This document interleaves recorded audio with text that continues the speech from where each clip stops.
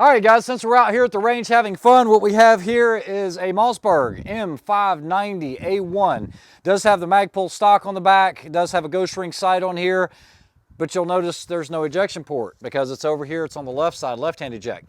And there's an argument that can be made for this, okay? So if you're a right-handed shooter, you might not think that a left-handed eject would be useful. However, if we think about pistols and how we transition, how we keep everything in the workspace when we're running them, think about this. From a right-handed shooter's perspective, I can see into the chamber. I can immediately see there. If I have rounds, I'm probably going to be holding it in my strong hand, and it's pretty easy to drop one in, fire. If I have to grab another one, it's right here. There's no guesswork or anything like that. I really like the way that left-hand eject is because for a right-handed person, I could see that. Otherwise, what I'm doing is the classic rollover where you're typically holding it like this and you're inserting it and then closing it and then going. It's not going to change your feeding function. So if you just needed to get it into the magazine tube, it's still going to work the same way. So let's say I've got it here. I'm holding it in my classic style like this. Let's say I pull them out. These are actually pretty quick. This is an open, ready to go, okay? So I don't see why it would be a detriment. It's actually a benefit, I believe, to shooting it. So we'll go for the plate racks here. I'll just hold this in the hand. Here we go.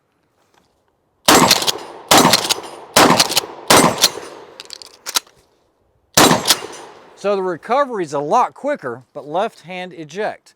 Really cool system, really cool concept on keeping that in the workspace for a right-handed shooter. Hope that makes sense to you. Like I said, it's a different way of looking at it. We're going to get Jeremy on it. Jeremy's actually pretty quick at this because he's trained on this quite a while.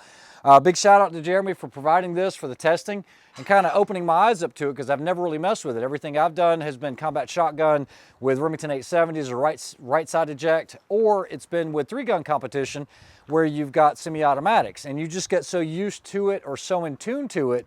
Guys, this does make a lot of sense to me. So normally when I run this, if I'm not running a side saddle or some other, ammunition carrying system, if I'm gonna run this and keep the ammo in my hand, I want brass forward on it, and here's why. When the bolt comes to the rear, I transition brass in hand, or the round in hand, brass to the rear. I just roll over, I use gravity and roll forward. Let me do that in full speed.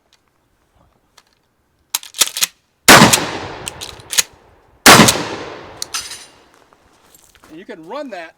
I've run this with a Navy unit up at Little Creek, and guys are running 2 to 3 rounds additional from this system in the same amount of time on emergency reloads than they are from a standard right-hand eject shotgun. One of the biggest things about this is being open-minded to different things, different methods. I wanted to know more about it.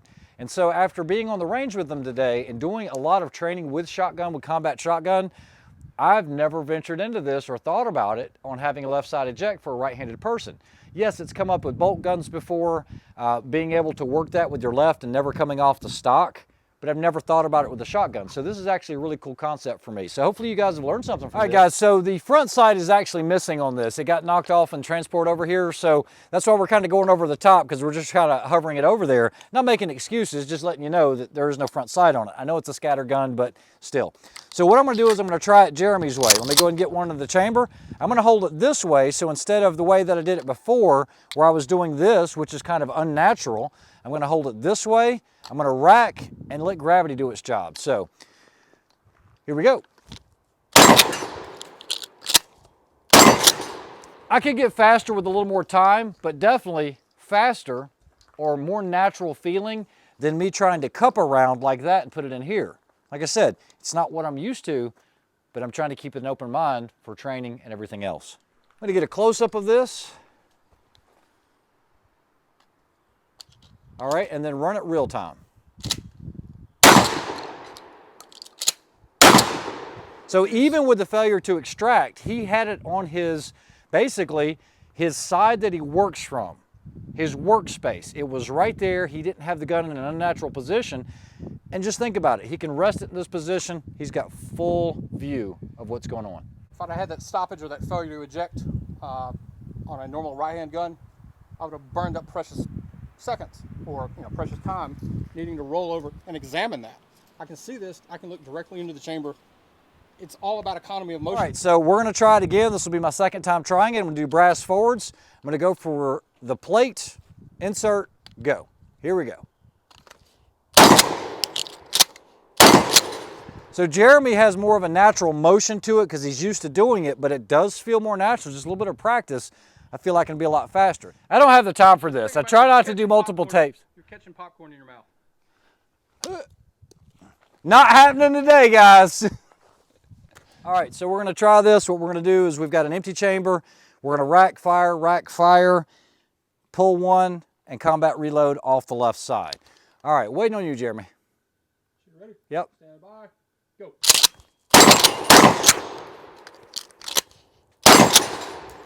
So guys, it's quick. It's pretty cool. Thanks, Jeremy. I appreciate the tip. Hopefully you guys learned a little something. So if you see one of these at a deal and it's a left side eject, might be worth picking up to train with it. Like, share, and subscribe, guys. We'll talk to you soon. Mossberg M590 A1 left eject.